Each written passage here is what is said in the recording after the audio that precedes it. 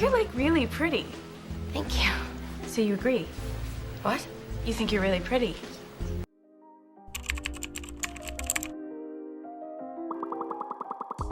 Mean Girls is an iconic cult movie from 2004 that totally owned and still owns the meme world. On Wednesdays, we wear pink. It has spawned countless memes, was referenced in Ariana Grande's Thank You Next song, and has recently become a TikTok trend. The movie was met with endless positive comments and had reached #1 in the box office. However, not everyone had the same perception of the movie. Along with the positive reviews came the ones critiquing the film, its storyline, and the set of ideologies it presents to its fairly young audience. If you haven't already seen the film, the story revolves around Katie, a 16-year-old girl who comes from Africa, experiencing public high school for the very first time. On her first day at North Shore High, she meets Damien and Janice, who warn her about the plastics. Now you might be wondering, Where are the plastics? They're teen royalty. Evil takes a human form in Regina George. She's the queen bee, the star. That one there, that's Karen Smith. She is one of the dumbest girls you will ever meet.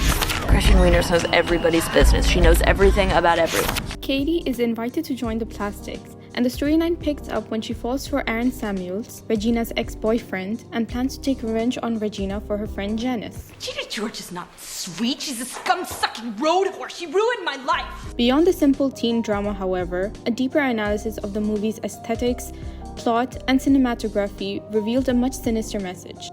Mean Girls effectively uses humor, symbolism, music, and visual cues to invoke and denounce stereotypical gender roles, unrealistic beauty standards, and racial stereotypes that exist in today's society. This video will be summarizing and analyzing the main ideas presented in the film, its characters, and the underlying messages encoded in the script, as well as the key theories and concepts identified. The purpose of this video is to show the role of media in shaping and enforcing stereotypes present in today's society, educate our viewers on how media can be misused and how to identify which media sources to trust and which to not, and encourage people to take a stand against misrepresentation of beauty standards, gender stereotypes, and racial stereotypes in Hollywood.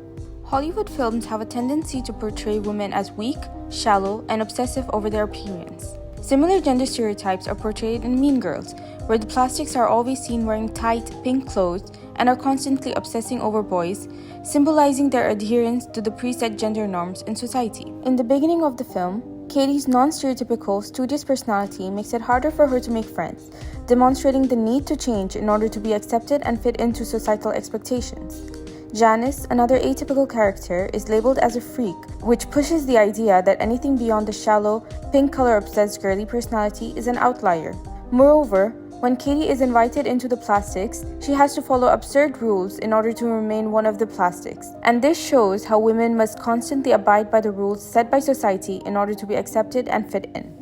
Karen, personifying the dumb blonde stereotype, is a humorous take on how society underestimates women's intelligence based on their appearance. Even Katie is seen dumbing herself down and purposely failing maths in order to get Aaron to tutor her, which demonstrates the socialization theory. Socialization theory is the way an individual develops in terms of their society and surroundings, and explains how people learn and acquire the norms, beliefs, and behaviors from the society. Another film that is seen embodying the dumb blonde stereotype is Legally Blonde, which attempts to prove that a woman's physical appearance has nothing to do with their intelligence, and that they're capable of having a personality beyond their physical attributes. Additionally, the Burn Book is where the plastics gossip about others, also demonstrating internalized misogyny.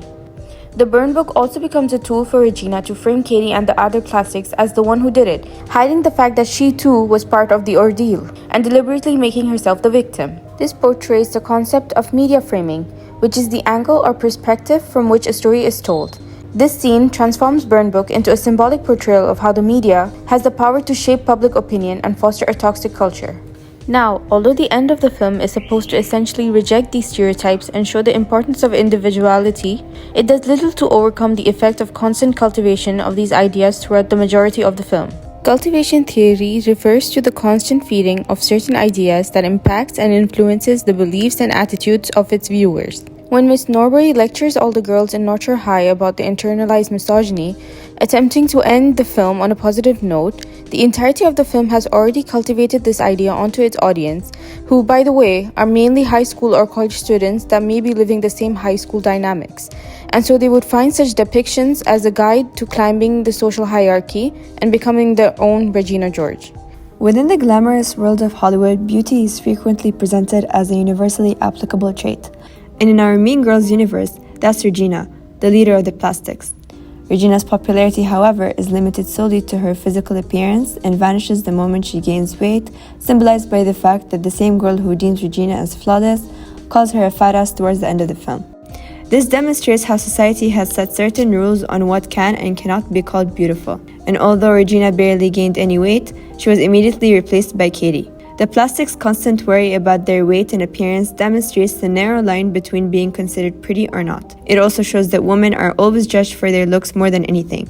An analysis of 25 studies concludes that women feel more negatively about their bodies after watching images of slimmer models as compared to average or plus-size ones. This shows the impact of such portrayals of the ideal woman in media on the young viewers who are more vulnerable to being influenced. Their Jingle Bell Rock dance not only depicts their obsession with their attractiveness, but the provocative dance also suggests the need for them to objectify and sexualize themselves for the male gaze. The song Milkshake plays at Regina's house and her little sister is seen dancing to it, showing the influence of her older sister on her, which enacts the impact the ideas presented in the film have on its audience.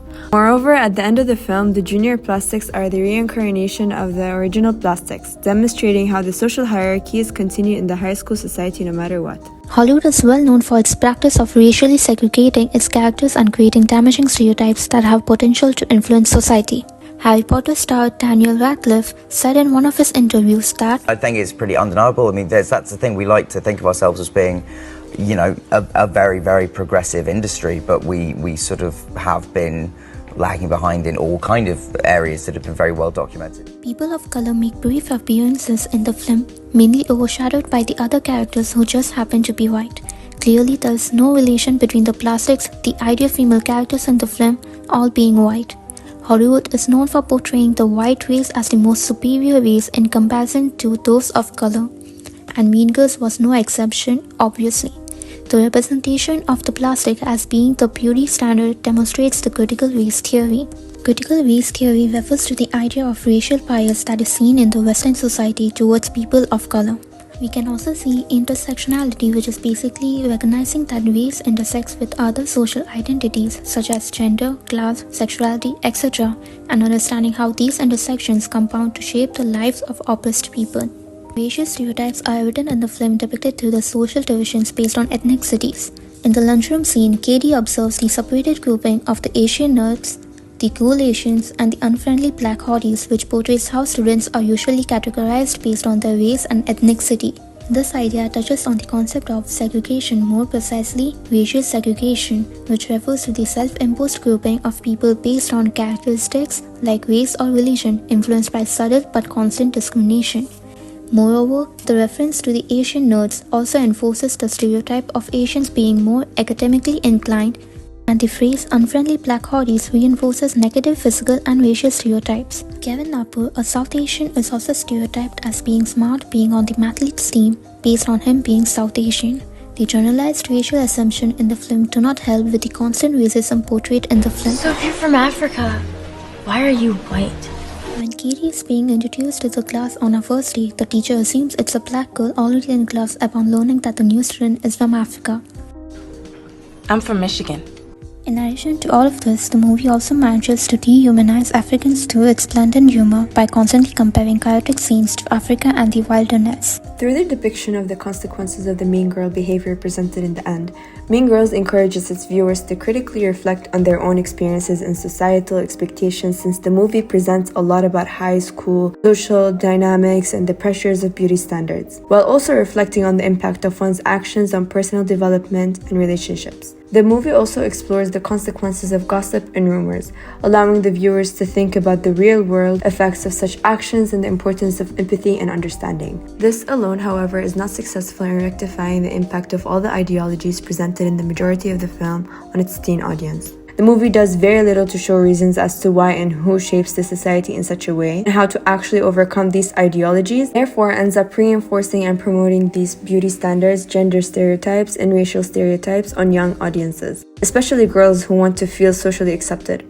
It is necessary for modern media industries to not misrepresent stereotypes that do more bad than good in the eyes of society. It is also important for viewers of such media productions to be aware of and identify the encoded messages in the films. This is why we have created the hashtag Erase the Labels to work towards removing stereotype misrepresentation from society. So go, like the post, and use the hashtag to share your own critique on any media representation that may have contributed to enforcing such stereotypes on society. Until then, remember, On Wednesdays, we wear pink.